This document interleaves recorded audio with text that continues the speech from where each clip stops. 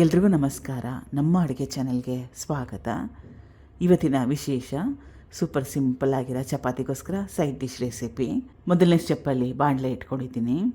1-2 ಚಮಚದಷ್ಟು ಎಣ್ಣೆ ಕಾದ ಮೇಲೆ ಸಾಸಿವೆ ಸಣ್ಣ ಚಮಚದಲ್ಲಿ 1 ಚಮಚದಷ್ಟು ಸಾಸಿವೆ ಸಿಡಿದ ನಂತರ ಉದ್ದಿನಬೇಳೆ ಕಡಲೆಬೇಳೆ ಎರಡೂ ತಲಾ 1 ಚಮಚದಷ್ಟು 1 ಟೇಬಲ್ ಸ್ಪೂನಷ್ಟು ಉದ್ದಿನಬೇಳೆ ಕಡಲೆಬೇಳೆ ಕೆಂಪಾಗಬೇಕು.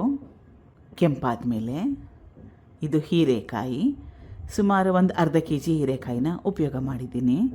ನಾನು ಗುಂಡಾಗಿ ಕಟ್ ಮಾಡ್ಕೊಂಡಿದ್ದೀನಿ. ನಿಮ್ಗೆ ಯಾವ ಶೇಪಲ್ಲಿ ಬೇಕೋ ಆ ಶೇಪಲ್ಲಿ ಕಟ್ ಮಾಡ್ಕೋಬೋದು. ತೆಳುವಾಗಿ ಕಟ್ ಮಾಡಿಕೊಂಡ್ರೆ ಬೇಗನೆ ಬೆಂದೋಗುತ್ತೆ. ಕರಿಬೇವಿನ ಎಲೆಗಳು, ಅರಿಶಿನ ಸ್ವಲ್ಪ, ಬ್ಯಾಡಗಿ ಅಚ್ಕಾರದ ಪುಡಿ 1 ಟೇಬಲ್ ಸ್ಪೂನಷ್ಟು, ಸ್ವಲ್ಪ ಸಾರಿನ ಪುಡಿ. ಇದನ್ನು ಹಾಕ್ಕೊಳ್ಳೋದ್ರಿಂದ, ಸಾರಿನ ಪುಡಿ ಹಾಕ್ಕೊಳ್ಳೋದ್ರಿಂದ ಗರಂ ಮಸಾಲೆ ಆಗಲಿ ಅಥವಾ ಧನಿಯಾ ಪುಡಿ ಅವಶ್ಯಕತೆ ಏನಿಲ್ಲ. ಇದು ಹಾಕ್ಕೊಂಡ್ರೆ ಫ್ಲೇವರು ಸಖತ್ ಟೇಸ್ಟಿಯಾಗಿ ಬರುತ್ತೆ. ಅರ್ಧ ಚಮಚ ಹಾಕ್ಕೊಂಡ್ರೆ ಸಾಕಾಗುತ್ತೆ. ಕಲಿಸ್ಕೋಬೇಕು. ಈರುಳ್ಳಿ ಟೊಮೆಟೊ ಏನೂ ಬೇಡ, ಇಷ್ಟು ಹಾಕ್ಕೊಂಡ್ರೆ ಸಾಕಾಗುತ್ತೆ. 3-4 ಚಮಚದಷ್ಟು ನೀರು. ಸ್ವಲ್ಪ ತೇವಾಂಶ ಇದ್ದರೆ ತರಕಾರಿಗಳು ಬೇಗನೆ ಬೆಂದೋಗುತ್ತೆ.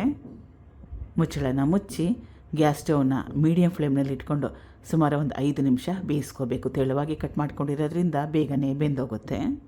ಆಮೇಲೆ ಹೀರೆಕಾಯಿನ ಉಪಯೋಗ ಮಾಡೋಕ್ಕೆ ಮುಂಚೆ ಒಂದ್ಸಲ ಕಹಿ ಇದೆಯಾ ಇಲ್ವಾ ಅಂತ ಚೆಕ್ ಮಾಡಿ ಆಮೇಲೆ ಅಡುಗೆನ ರೆಸಿಪಿನ ಟ್ರೈ ಮಾಡಿ. 5 ನಿಮಿಷ ಆದಮೇಲೆ ಹೀರೆಕಾಯಿ ಚೆನ್ನಾಗಿ ಬೆಂದಿದೆ. ಇದು ಪುಡಿ ಮಾಡಿಟ್ಕೊಂಡಿರೋ ಹುರಿಗಡಲೆ. ಸ್ವಲ್ಪ ಹುರಿಗಡಲೆನ ಮಿಕ್ಸಿಗೆ ಹಾಕಿ ಚೆನ್ನಾಗಿ ನುಣ್ಣಗೆ ಪುಡಿ ಮಾಡ್ಕೊಂಡಿದ್ದೆ.